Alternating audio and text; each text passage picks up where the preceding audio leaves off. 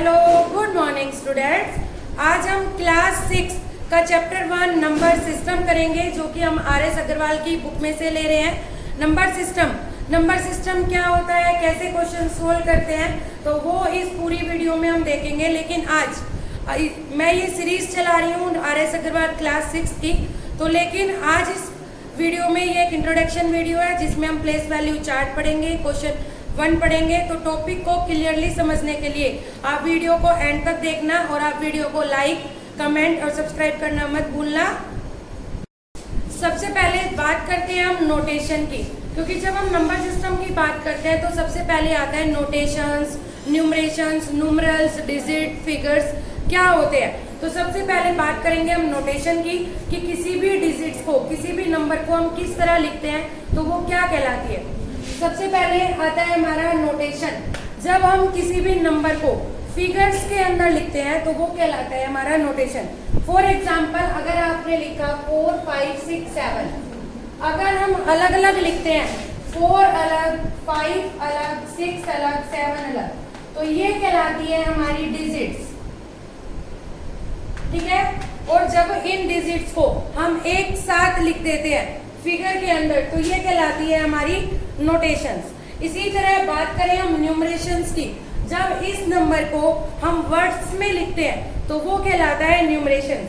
For example, ये हमारा 4567, तो जब आप इसको वर्ड्स में लिखेंगे 4567, तो ये कहलाया हमारा न्यूमरेशन।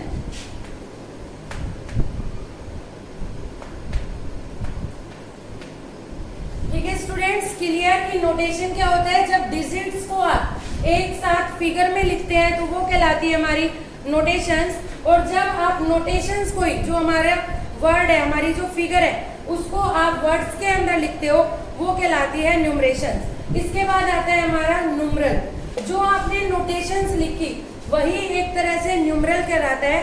जो डिजिट्स है, जो हम डिजिट्स कहते हैं, तो न्यूमरल होता है हमारा group of digits. Group of digits मतलब जब डिजिट्स को एक साथ लिख दिया जाए वो कहलाएगा हमारा न्यूमरल।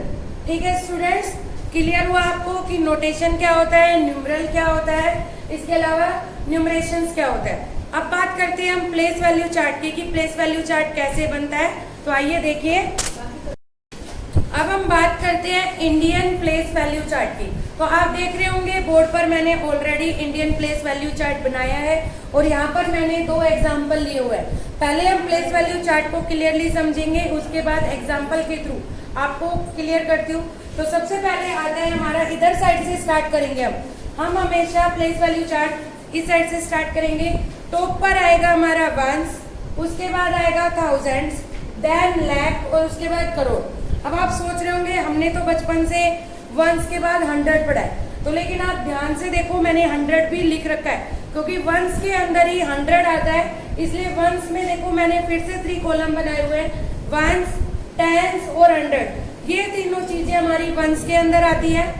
थाउजेंड में आते हैं हमारे 1000 और 10,000, लाख में आते हैं हमारे लाख और 10 लाख, और करोड़ में आते हैं हमारे करोड़ और 10 करोड़। ठीक है स्टूडेंट, इसी तरह से प्लेस वैल्यू चार्ट आपको बनाना है। आप चाहो तो स्क्रीनशॉट ले सकते हो या नोटबुक पेंसिल से इसे नोट कर सकते हो। अब कैसे हम वर्क करेंगे, इसे कैसे यूज करेंगे, तो देखिए सबसे पहला एग्जांपल है हमारा 3, 4, 1, 2, 5, 6, 8, 0।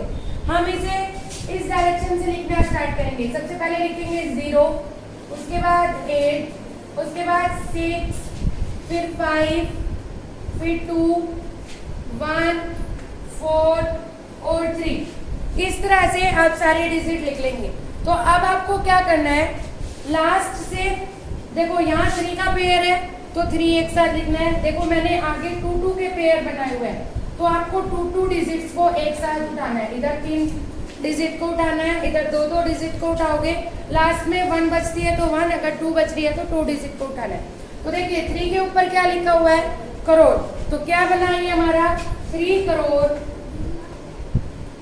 उसके बाद 2 डिजिट को उठाओ, 41, 4 और 1 क्या बना, 41 और ऊपर क्या है लाख, तो 41 लाख फिर 2 डिजिट को उठाया आपने 25,000।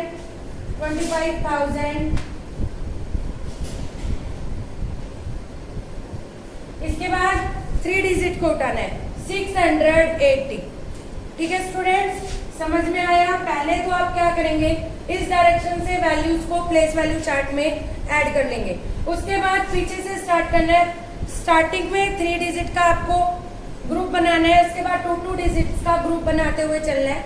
लास्ट में अगर 2 डिजिट है तो गुड, अगर नहीं है तो 1 डिजिट को रहने देना है। अब यहाँ देखिए जो 1 डिजिट बच्ची, ऊपर क्या लिखा है करोड़, तो क्या आएगा 3 करोड़। 2 डिजिट उठाई 41 लाख, नाउ 25,000। उसके बाद यहाँ क्या आया 680। तो गोट इट, आपको समझ में आया कि हमने कैसे प्लेस वैल्यू चार्ट से किसी भी नंबर को वर्ड्स के अंदर लिखना है। इसी तरह से हम एक एग्जांपल और ले लेते हैं। देखिए मैंने बोर्ड पे लिखा हुआ एक एग्जांपल, लास्ट से लिखना स्टार्ट कीजिए 2 1 0 2 1 2 1 2 1। हमने यहाँ पर पहले डिजिट लिख दी, अब लास्ट से स्टार्ट करेंगे। 3 डिजिट्स का पेयर बनाइए, 2 डिजिट का पेयर बनाया, हम यहाँ 2 डिजिट का मैंने पेयर बना दिया। ठीक है, अब यहाँ देखिए क्या बना 1 to 12, 12 करोड़, 1 to 12 लाख, 12,000, 12। समझ में आया, क्योंकि 0 100 प्लेस पे 0 है तो हम 0 100 नहीं लिखते हैं कभी भी। तो क्या आ जाएगा 12 करोड़, 12 लाख, 12,000, 12। ओके स्टूडेंट्स, तो आपको समझ में आया कि किस तरह से मैंने दोनों एग्जाम्पल को सोल्व किया है। अब आपको अपने और एग्जाम्पल्स सोल्व करने हैं। अब आप क्या कर सकते हो, देखो अब इस प्लेस वैल्यू से, इंडियन प्लेस वैल्यू चार्ट से 2 टाइप के क्वेश्चन सोल्व कर सकते हैं। आपको अगर न्यूमरल वैल्यू दी हुई है, आपको अगर फिगर्स में वैल्यू दी हुई है, प्लेस वैल्यू चार्ट में पुट करके उसे वर्ड्स में लिख सकते हो।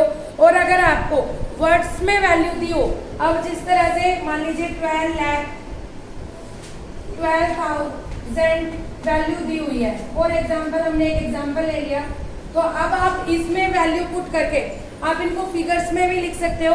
तो अब आपको खुद ट्राई करना है। खुद ट्राई करने के बाद RS अग्रवाल की एक्सरसाइज 1.1 को सोल्व करना है। आई थिंक आपको समझ में आ गई हो वीडियो। आज के लिए इतना ही, थैंक यू।